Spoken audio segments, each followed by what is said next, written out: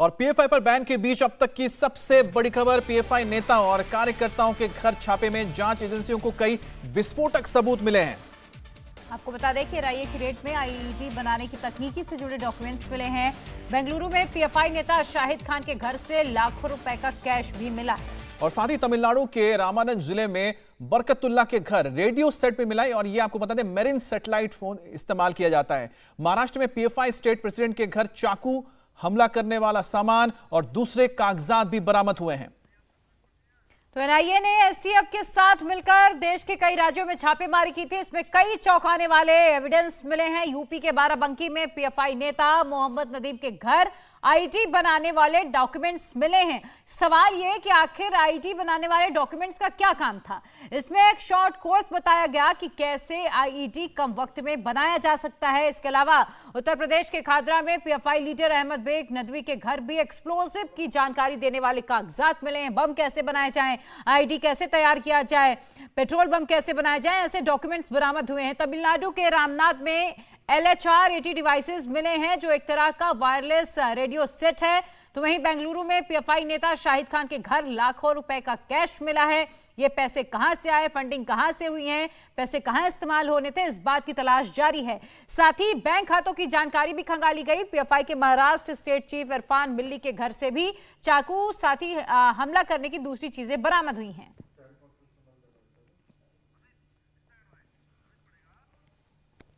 PFI में ban लग चुका है और साथ ही गुनाहों की पूरी चार्जशीट तैयार है। सरकार की तरफ से नोटिफिकेशन में क्या कहा गया आपको बताते हैं। नोटिफिकेशन पीएफआई और सहयोगी संगठनों के बीच कनेक्शन है, यह नोटिफिकेशन में कहा गया है, क्योंकि पीएफआई और जो उसके सहयोगी संगठन है उनके भी अलग अलग आप कह सकते हैं काम है और अलग तरह से वो अपने ऑर्गेनाइजेशन को चलाते हैं। सबसे ज्यादा होता है कि फंडिंग इकट्ठा की जाती है।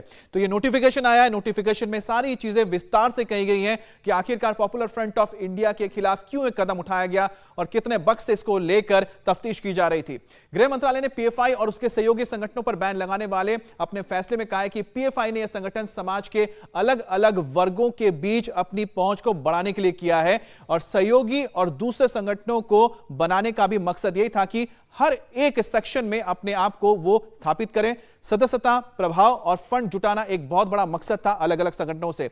अब समाज के अलग अलग वर्गों के बीच अपनी पहुंच को बढ़ाने का मकसद क्या था, इसमें भी आपको बताएंगे क्या जरूरी चीज थी। सहयोगी और दूसरे संगठनों को बनाने का मकसद यह था कि अलग अलग समाज में जाए, जैसे कि उन्होंने अलग अलग जैसे स्टूडेंट्स हो गए, स्टूडेंट्स के अलावा उन्होंने इमाम फाउंडेशन बनाया। उसी तरह से उन्होंने दलित वर्ग या फिर ओबीसी ग्रुप यहां पर भी जाके अपनी पैठ बनाने की कोशिश की। सबसे ज्यादा मुस्लिम समुदाय में उन्होंने अपनी पैठ बढ़ाई और उन्होंने कहा कि हम आपकी हिमायती हैं और देश में कहीं ना कहीं लोगों को गुमराह करने की कोशिश की गई थी।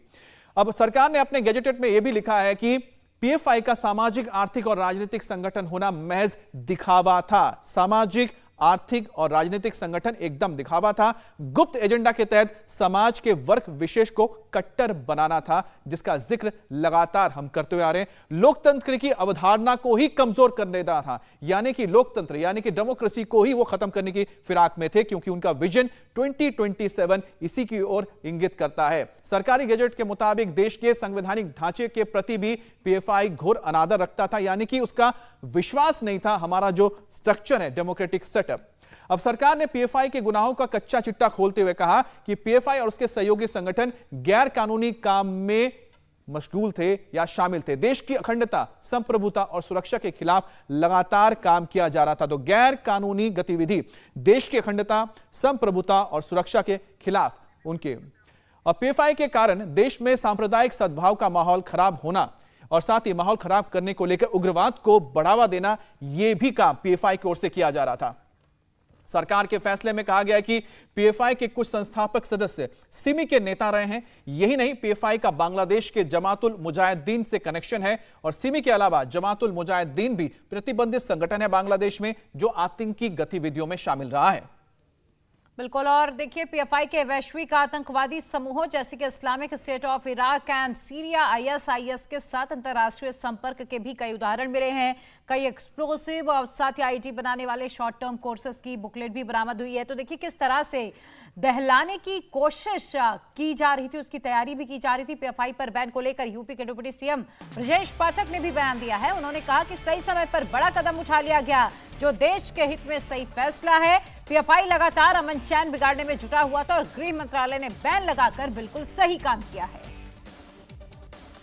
सर, जिस तरीके से पीएफआई को बैन किया गया है, लगातार कार्रवाई चल रही थी, कैसे देखते हैं एमएचए के फैसले? पीएफआई को बैन करने की सूचना जब प्रातःकाल उत्तर प्रदेश के लोगों को मिली, पूरे प्रदेश की जनता में हर्ष की लहर है। आदरणीय गृह मंत्री श्री अमित शाह जी का पूरे प्रदेश की जनता ने आभार प्रकट किया है। जिस ढंग से असामाजिक गतिविधियों में, गैर कानूनी गतिविधियों में, प्रदेश के अमन चैन को डिस्टर्ब करने में लोग लगे थे, पूरे देश में नेटवर्क फैला रहे थे और बहुत बड़ा कदम है और अच्छा कदम है और जनता ने इसे बहुत अच्छा लाइक किया है। यूपी एटीएस, यूपी एसटीएफ मामले की जांच कर रही है। जो उनके पास डॉक्यूमेंट मिलती है, ऐसा लगता है कि आतंकी गतिविधियों में वो लोग शामिल थे। आप जानते हैं कि हमारी सरकार लगातार अपराध पर जीरो टॉलरेंस की नीति के तहत काम कर रही है। हमारा मानना है कि जो भी गैर कानूनी गतिविधियां करेगा उत्तर प्रदेश में उसे बर्दाश्त नहीं करेंगे। लेकिन केंद्रीय गृह मंत्रालय ने, आदरणीय अमित भाई साहब ने जो स्टैंड लिया है, बहुत नेक कदम है। पूरे देश में इसकी सराहना हो रही है। प्रातःकाल से ही लगातार फोन कॉल्स आ रहे हैं और सब लोगों ने माना है कि बहुत सही समय पर और बड़ा कदम आदरणीय गृह मंत्री जी ने उठाया। इंडिया टीवी हर वक्त हर जगह डाउनलोड करने के लिए सर्च करें India TV news Google play store या ऐप स्टोर पर।